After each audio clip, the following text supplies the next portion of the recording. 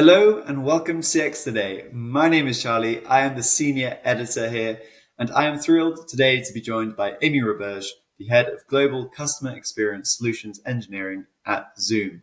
Amy, thanks very much for joining me. How are you doing today? Charlie, so great to be here. Thank you for having me again. I'm glad we get the chance to chat a bit more. Absolutely, yeah. It was great to talk to you last time around the kind of the three new CCAS packages that Zoom had, and I'm really excited about that. And another really kind of interesting discussion that we have today, where we're going to be discussing the role of AI within the contact center agent experience of the future. And Yeah. I think why this is such a thought-provoking conversation is because AI is often framed as kind of the foe of the contact center agent. Within many sort of newspaper headlines, you see that sort of wording. So maybe straight out the gate, but probably let me ask you: will AI be the friend or a foe of the contact center agent? Yeah, no, I think it is such a top of mind topic because everything you see out there, there's just a lot of headlines that I think create a lot of fear around how Mm, AI could impact the world and particularly the world of contact center and the contact center industry in particular. And so, like, in the simplest way of describing it, I would say if an agent really likes simple, kind of meaningless work and interactions that are somewhat boring and don't add a lot of value for customers that they're working with and for the business that they're a part of, then sure, AI may be a foe of theirs, right? Something that an enemy of theirs. But I think the reality is that's not the case for most agents. mm, And really, I think AI is going to increasingly be the very best friend that an agent could have. yeah. In fact, there's actually a Gartner research study that was just done that says 61% of customer service leaders who were surveyed expect headcount reductions of only 5% or less due to generative AI. So 5% or less in the customer service industry. And when you think about the average attrition rates that you normally see in the contact center, it can be anywhere from like 30% to 60%. So 5% is just such a small fraction of even that. So it just goes to show that this fear is really unwarranted. Like AI Mm, is not going to replace all agents. And so this perception of it being a foe is not correct. Um, and really, like, if you think about overall the contact center industry, I think the other thing that people think about is that, oh, well, humans go away because of AI in the contact center. And I'm quite aligned with the stat that Gartner has put out there that the importance of humans in the contact center are not going to change anytime soon. When you're looking at generative AI and the potential, sure, obviously there's massive potential for it, especially with things like self-service and helping get customers quick answers to issues and things like that. But I think with generative AI, we're still in the early stages and there's still some risk at actually mm. deploying generative AI in fully customer facing scenarios without human oversight. Anyone who's heard some of the recent stories around companies like Air Canada and situations like that, I think will understand why. And Mm. I think as it evolves, yeah, we might see more generative AI for self service, for procedural type tasks. But humans are still going to have a very, very critical role to play, especially for complex inquiries, Mm. for inquiries that require trust or some element of empathy, which will be many. And there are industries, right, where humans are just going to be critically important in customer service forever, as far as I can tell, like financial services and healthcare. Mm. So, Zoom, we're investing big in AI because we see the potential there in the world of contact center and it's kind of core to our platform. But our mission as a company, we say, is to deliver limitless customer and human connection. And so humans are always at the forefront of what we're doing, what we're working on. And so we're always thinking about how to improve human connection. And so what we're doing with AI in particular is trying to find the way that we can best serve and prepare agents for the world of contact center and to make their jobs easier and easier over time through AI technology. Hmm. And I think there's, as you said, there's lots of really good use cases of how to augment the agent role already, and I'm sure we'll get into Yes. some of those. But it does kind of sort of beg the question of why do so many headlines frame AI as a foe? Is it maybe just a case of it's an easy headline for a journalist, or do you think there's maybe something more to it? It's so interesting because all the headlines you see are that. There's none that are Mm. like, an agent's best friend will be AI. But I think thinking about the industry as a whole and where we've come from, right? There's been some great shifts, I think, in the recent years in the world of contact center, where a lot of businesses have gotten away from the idea of like, oh, contact center, we just want to get people off the phone as fast as possible. And now people are thinking about customer experience and how they can differentiate their business through customer service strategies and measuring things like net promoter scores versus focusing on metrics just like average handle time. So there's been this shift in thinking about contact center and customer service strategies as a differentiator versus just a cost center. But I think the reality is there's still that inherent concept, right? That contact center is a cost center. And Yeah. so when you have this idea that AI could eliminate human costs in the contact center, it becomes very, very, very interesting to a lot of businesses just because of where we've come from in the world of contact center. And also, I Mm. think, the world we live in today, right, wrong, or indifferent, is measured by the number of clicks, the number of likes, right? That's how you indicate success, especially for things like articles. So provocative headlines are going to win. And what's more provocative than going out there to an industry that's very cost conscious traditionally and saying, I can eliminate tons of costs. It's the most provocative thing you could say, right? And take an industry that's been so human dominated. Like humans are literally at the core of contact center and say, oh, now it can be humanless. I mean, that's provocative. It's interesting. And when we're going for clicks, I can totally understand why those headlines are the ones that we're seeing and the ones that are driving interest. I think the unfortunate thing is it's causing a lot of this fear and this harm out in the industry where now AI is perceived as a job eliminator. And, if you're an agent and you're reading these headlines, you're like, oh my gosh, AI is the enemy. It's gonna make my job go away. And what it's doing is creating this actual resistance for agents to adopt AI technology. They want nothing to do it right with it because they're hearing all of these things in the news and the headlines. And it's unfortunate because really, as I've mentioned in the outset, and as we'll discuss a little bit more, I think AI is going to be critical to Mm. helping agents do their jobs most effectively. And in fact, I think actually the job of an agent is going to get harder. The more that customers are able to self-serve through AI, it's going to mean that the more complex, the more challenging, the more meaty issues and questions are going to come to agents. And so they're going to need to have a set of tools and capabilities for every interaction that they've never had before. And AI will be that thing that helps them and they'll need it. So we need to find a way to make AI appear as more of a friend to agents so that they'll adopt it and they'll get the benefits that AI can offer them versus, reading into the headlines that are out there.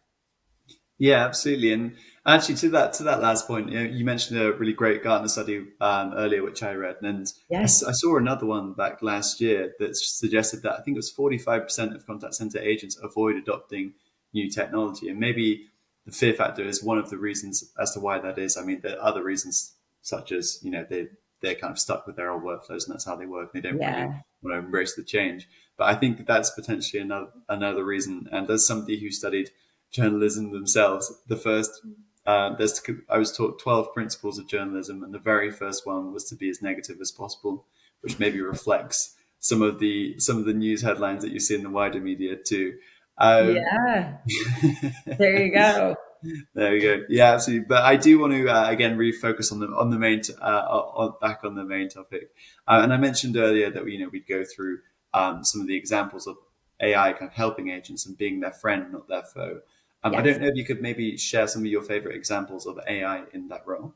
Yeah, I think there are so many examples and so many possibilities, honestly. So it's exciting to me, having been in the contact center industry for so long, to have this new focus on making agents better and improving their lives through AI technology. There's so many possibilities, but maybe I'll share like three that really are standouts for me, and I'll put them in three buckets. So the first bucket for me is reducing repetitive tasks and menial, like unimportant work for agents, which I think is huge. The second is really empowering agents to deliver the best possible service that they can through access to knowledge that it might have been hard for them to get to previously.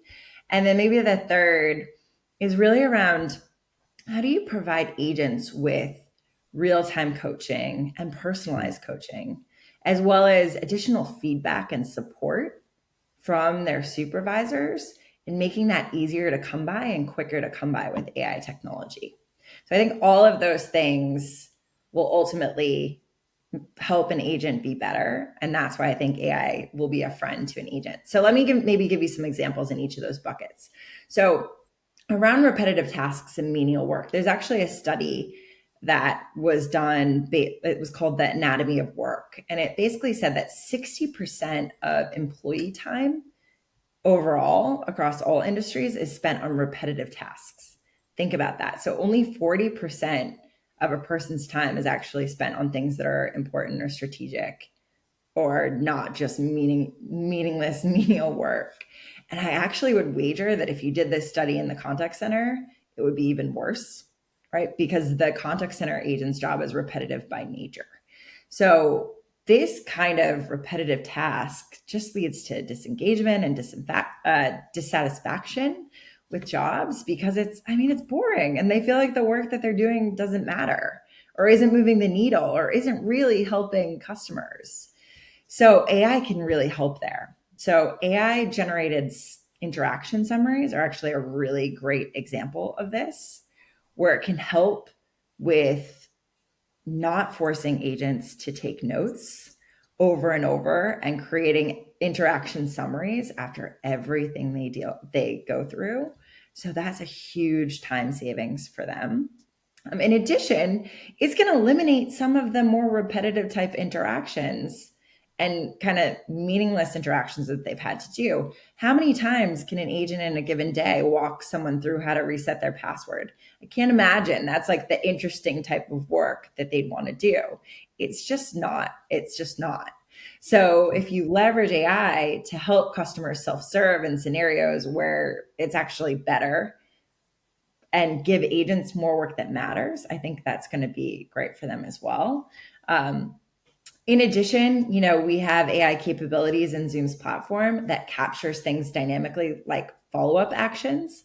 So again, that's one less thing that the agent has to document or take notes on every single interaction after interaction. It's just taking some of that mindless, repetitive work out of the equation while still making it happen. It captures it, but without the agent having to do work. So I think those are two interesting examples of where AI can help an agent, especially with repetitive tasks.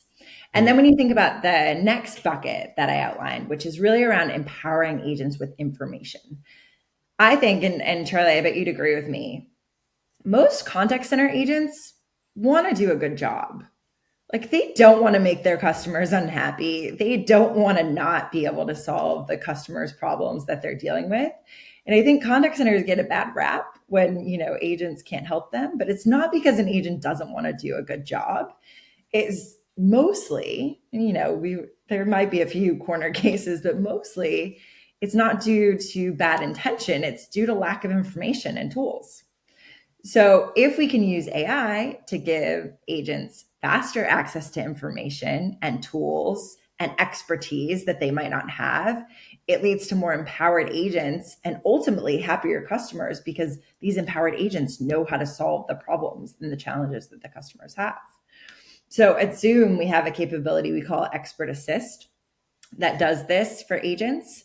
And so the whole idea is that while an agent is interacting with a customer, our generative AI capabilities are constantly looking for, number one, information that's being learned in the conversation that could be used to pull data from backend systems that might be relevant to the conversation. And it's also constantly looking for things that the customer and agent are talking about where there might be knowledge articles that would support the agent in helping with that question or giving them more context to what the customer is asking about, etc. So at any given point in time, without the agent doing anything, just natural to the flow of the conversation, the system is pulling out relevant information and data for the agent to better serve the customer. So even if you're a new agent, now you have all of the expertise of the organization behind you, the right time, the right point in the conversation, the right context, so you can use it for those discussions without any hold time, without any delays or pauses to the flow of conversation, which is really, really powerful. And we just actually released next best action as a part of our expert assist capabilities, which I think will take it even a step further for agents. And just removing that struggle that agents have always had around how do I get the right information at the right time when I could handle so many different types of questions from customers. And then finally, and I know I've been going on for a while, this is the final bucket, coaching, personalized coaching, and more support and frankly recognition for agents through AI. I think there's this lens that we always think of, which is like, oh, we have to tell agents how they can do better. Well, we also need to be able to recognize agents. The problem is with supervisor tools and quality management tools of the past that were not AI powered, in order for a supervisor to find a moment in time where an agent did something really good, they would have to spend hours combing through video recordings or reading through chat transcripts. But now with AI functionality, supervisors, at least with the quality management tools that Zoom is bringing to market, can get a quick snapshot of a summary of what happened in the interaction, the entire sentiment over time of the interaction, so they can immediately pull out interactions that agents did a really good job on and moments in time where agents really delivered something exceptional for a customer immediately without hours of pouring through recordings, so they can recognize agents easier and faster, which means a lot to an agent, right? It improves their feeling of satisfaction in their job. It improves how they feel about the value that they're bringing to the organization, which is overall just going to create a way better experience for them, right? Another way that AI is acting as their friend. But on the flip side, if they need support, if a call's not going well, AI capabilities for supervisors can identify when calls are going in the wrong direction, but not just identify it, flag those things for supervisors in a way that's very clear so that a supervisor knows when an agent needs help and can jump in to support. And what's better than feeling supported, right? And then finally, we also offer some real-time coaching. So we'll real-time show an agent their talk speed, show how long they've been monologuing, like me, for example, right here, be flagging me and saying, let the customer talk. But all that capability makes the agent feel more recognized. It offers them feedback and development opportunities through the live coaching and ultimately makes them feel supported by their supervisors. So that third bucket, I think, is maybe less obvious when you think about helping agents, but I think equally important. So 3 big examples, but again, there's so many possibilities and the potential for AI in helping agents is massive. Yeah, absolutely. I mean, there were so many great examples within that, from kind of those summaries to the kind of spotlighting knowledge in real time to the real time coaching. And that rewards and recognition piece, as you say, I think has actually been quite overlooked. I think the best contact centers typically make an effort of spotting agents doing good things and kind of giving them a stream of positive recognition. Because as you said earlier, no agent comes into work aiming to do a bad job. It's just they kind of need that recognition to refill their purpose, so they can again go and give their all. So yeah, as I think you said, it's a very underappreciated area of the contact center. It's great to see AI supporting agents within that and beyond. Um, but implementing a lot of these use cases, you're talking about them as one thing, but implementing them as another. And I've seen some examples of AI implemented not so well. Like you mentioned the AI Canada use case earlier too, which was a particularly interesting one. I was writing about a bank too last week that had implemented AI to support agents, but after a bad call, they would pop up pictures of their family with like their favorite song or things, and that got a very kind of Black Mirror sort of had quite a lot of criticism with that use case. But I thought it was a fascinating one. But So interesting. yeah, it was quite something. But yeah, in terms of the actual implementations of those really great use cases that you mentioned earlier, what's the best place for a contact center to start?